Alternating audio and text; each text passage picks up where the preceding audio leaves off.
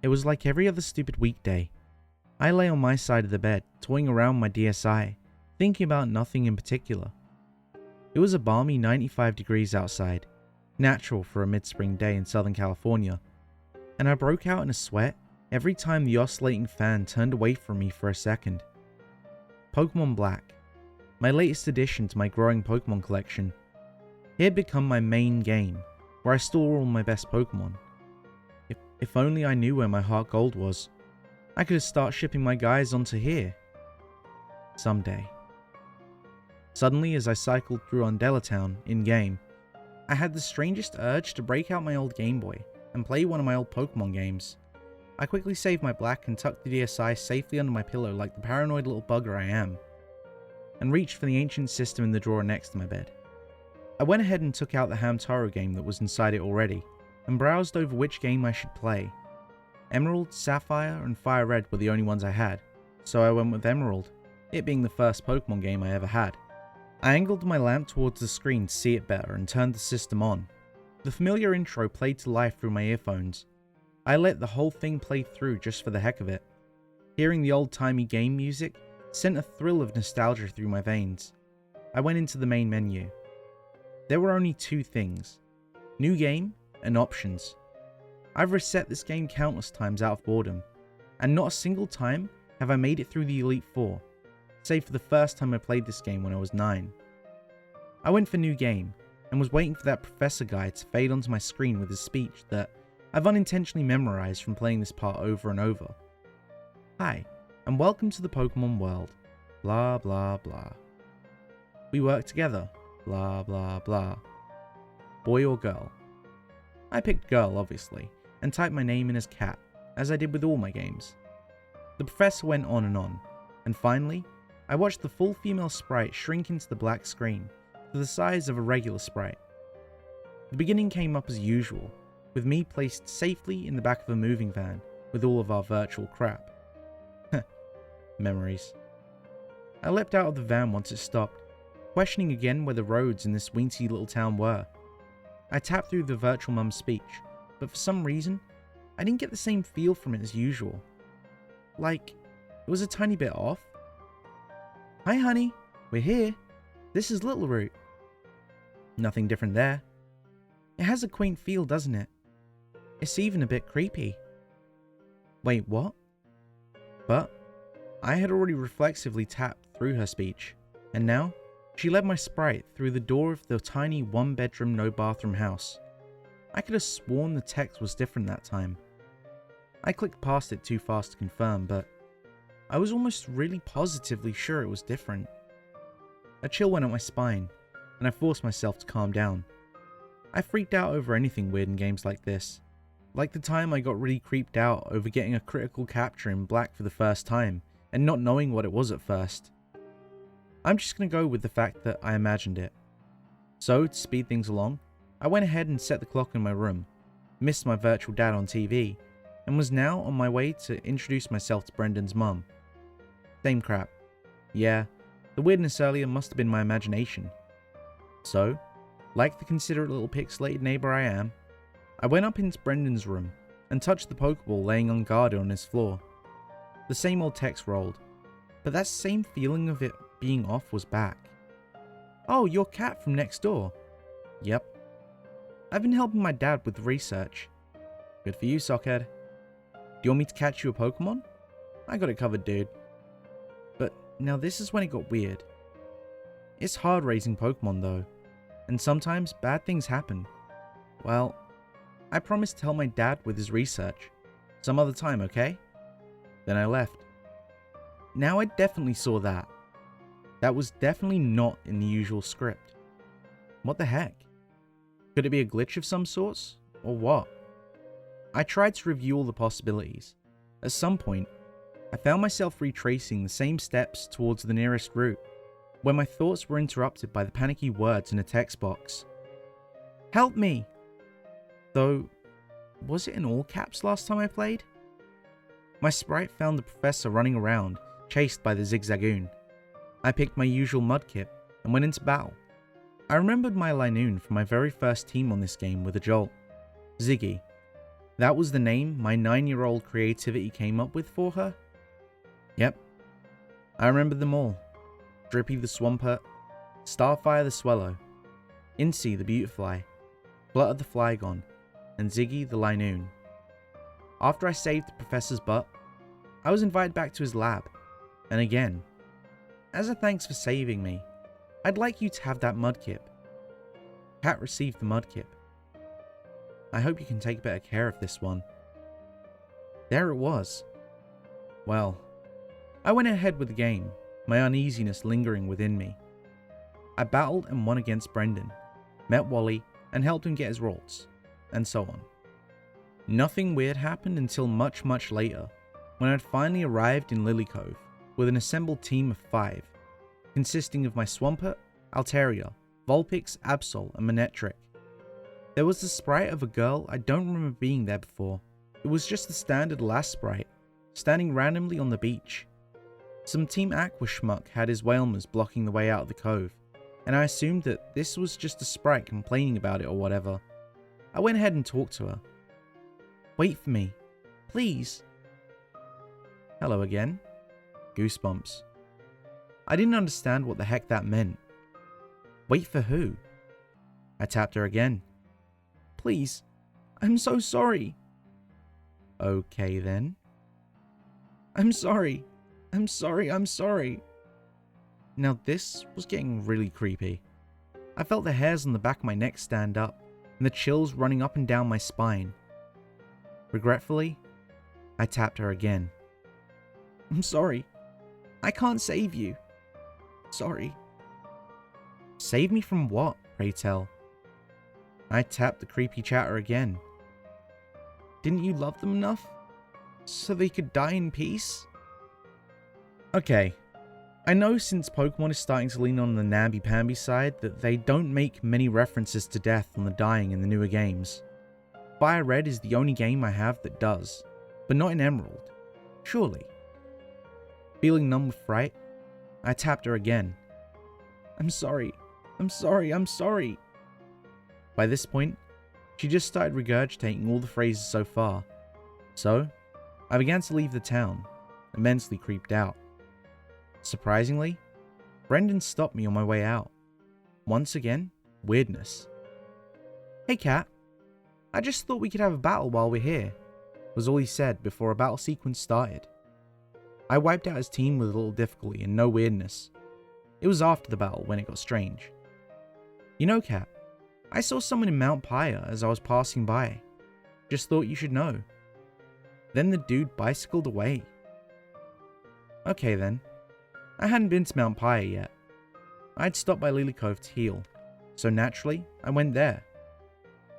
Things easily went from weird to creepy. The first step I took inside the cemetery, I could have swore I heard a Beautifly's cry through my headphones, very faintly. Huh. And here's what else.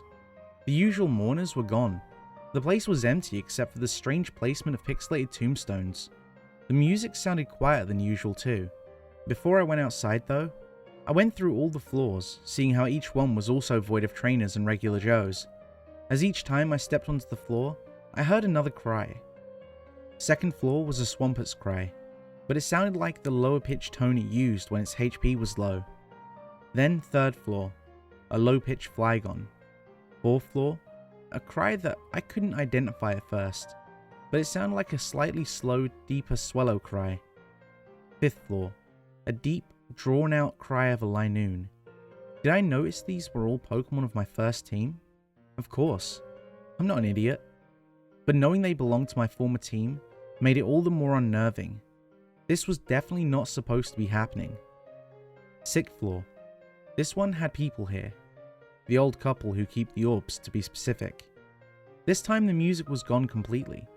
In fact, now that I recall, the music grew softer with each floor I advanced. I was very close to just dropping the game and leaving, but a grim curiosity drove me to talk to the elders. They were standing side by side in front of that tombstone that appeared shinier than the others. I tapped on them, and the text came agonizingly slow. You see now? How easy it is to forget? Okay. Haven't you noticed something about yourself? Huh? I tapped him again, but he just said the same thing. Noticed something about myself? I looked at my normal looking sprite, then pulled up my Pokemon team summaries. I could almost feel the blood drain out of my face. I stared numbly at the disfigured sprite of Swampert. His eyes were blank black dots with a speck of red in their dead centers, with streams of what looked like blood running down his face.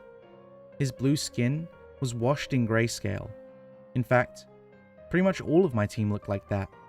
All shades of grey with hollow, bleeding eyes that stared at nothing. Their mouths seemed to be angled in scared frowns, and I could swear their cries were the tiniest bit distorted, higher pitched, as if in desperation.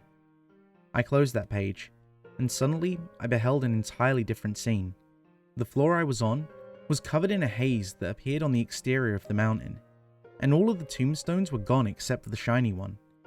My sprite now had the same grey and bloodied-eyed appearance as my Pokemon.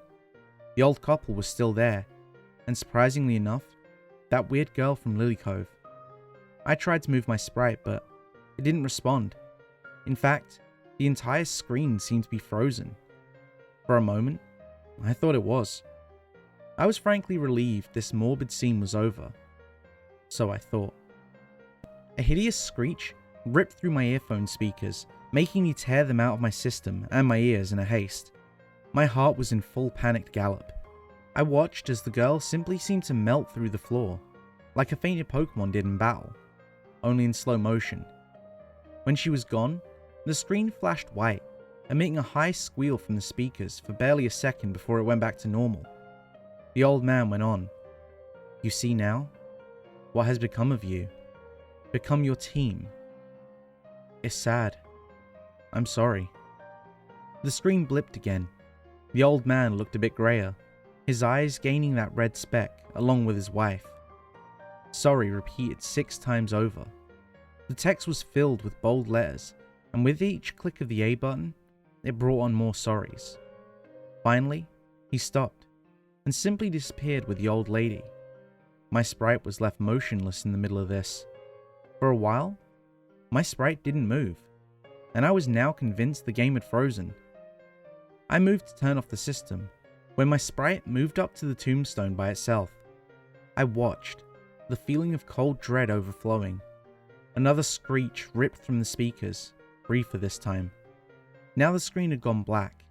Images of Pokemon scrolled across the screen with the same morbid appearance. A Swampert rolled across the screen, then a Swellow, then a Linoon, then a Flygon, then a Beautifly. All of them grey and bloodied and sad looking. It was my old team. Drippy, Incy, Starfire, Ziggy, and Flutter. They all stood there like they were being viewed in the Hall of Fame. It faded out slowly. Suddenly, Mount Pyre's music started. But slowly. So slowly. The screen had switched to my bedroom in Littleroot. It was darkly tinted, as if it was night. My sprite was completely normal looking now, but when I pulled up the menu, there was no Pokemon option. I had no Pokemon now? I guided my sprite out of the door. Another loud screech made me jump, and the screen blinked from black to red. I was staring at a red screen for a moment, before it shrunk into a pair of glowing pinpoints on the black screen. Another screech from the speakers, forming a distorted word. Sorry. The screen turned completely black, and I switched off the Game Boy, tore out the game, and threw it in the back among the others. Shuddering. My legs were weak from fear, and I found my hands were shaking. Oh my god. What the hell just happened? I stared at the green game cartridge where I threw it into my drawer. I picked it up gingerly and flicked it outside my door. Stupid thing. I lost myself in Pokemon Black for a few more hours before bedtime. The trembly feeling had gone, and my heart was back to normal. Jeez. Talk about an adrenaline rush. Supernatural Pokemon games?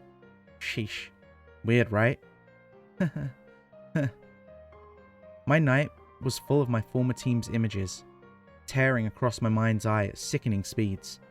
Ugly screeches echoing in my ears. I jolted awake in a cold sweat. It was still dark out, and I was supposed to go to school. I wanted to go back to sleep, but a sick feeling had settled on my stomach. I lay down, trying to ignore it, but I was practically curled up in a ball of pain. I stood up, feeling weak, and made my way towards the door. As I opened it, something small hit me right between the eyes, making me wince. I looked down, and I saw Pokemon Emerald, laying at my feet like an innocent child, glaring. I kicked the cartridge out of the way and made my way into the bathroom, only sticking my head in and toying with the broken light switch with the end of a toothbrush until it came on. My face appeared in the mirror, and I stifled a scream as I saw a stream of blood trickling down from where I was hit. It didn't hurt, but when I touched it, blood came off my fingers. The light switched off. Yes, the stupid faulty light switch always liked to flick itself off from time to time, especially at night. I flicked it back on. Man, I hoped I was imagining that huge black shadow behind the door, and those piercing red pinpoints in my eyes. Thanks for sticking around. I hope you enjoyed the story. We're at the end of this one, but there are plenty more you might not have heard yet. So here's some options. The entire Pokepasta playlist, or a story that YouTube thinks you'll like from me. With all that said, I hope you leave a like, maybe a comment, and if you want to hear more, subscribe with notifications to get the latest stories as soon as they're available.